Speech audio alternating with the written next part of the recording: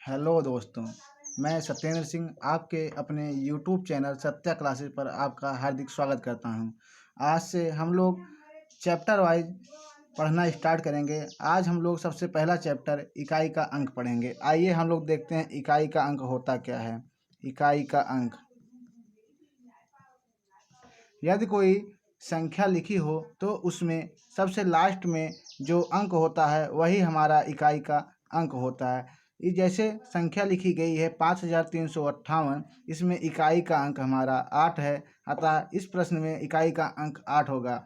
यदि इसी तरह जो योगफल, गुणनफल, भागफल और इन सब चीज़ों में पता करना हो कि इकाई का अंक क्या होगा, तो आइए हम लोग आसानी से शॉर्टकट मेथड से पता करेंगे कि इकाई का अंक क्या होगा। जैसे सबसे पहला क्वेश्चन हम लोग लेते हैं योगफल का। जैसे लिखा गया है 75 धन 85 धन 15 धन 22, इसमें हमारा इकाई का अंक क्या होगा। तो दिए गए प्रश्न में हम जो प्रत्येक संख्या लिखी गई है उसका इकाई का अंक लिख करके जोड़ लेते हैं, तो इसका योगफल क्या प्राप्त होता है आइए देखते हैं। जैसे 75 में इकाई का अंक 5 है, 85 में भी 5 है, 15 में भी 5 है और 22 में 2 है। अब हम इसे जोड़ लेते हैं और देखते हैं कि इकाई का अंक इसमें क्या होगा।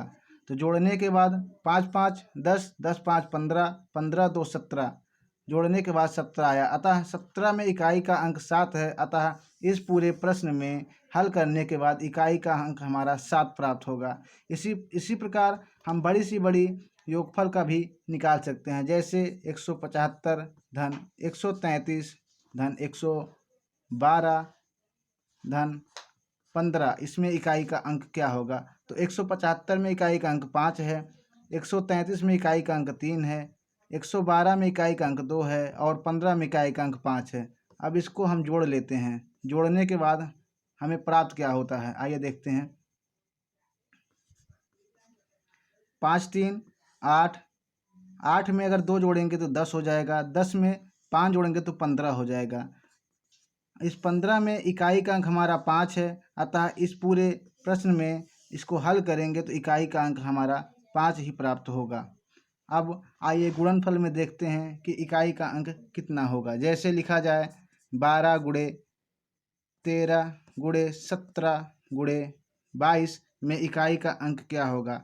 तो हम प्रत्येक नंबर में देखते हैं कि इकाई का अंक क्या है और इकाई का अंक लिखने के बाद उन अंकों का गुणा कर देंगे। गुणा करने के बाद जो इकाई का अंक होगा वही हमारे इस प्रश्न का भी इकाई का अंक होगा। जैसे 2 गुणे, इसका इकाई का अंक 2 है, इसका 3 है, इसका 7 है और इसका 2 है।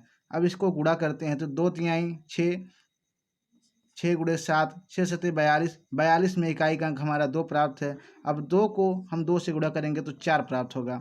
अतः इसको हल करने के बाद इकाई का अंक 4 आ रहा है, इसका मतलब इस प्रश्न का भी इकाई का अंक 4 होगा।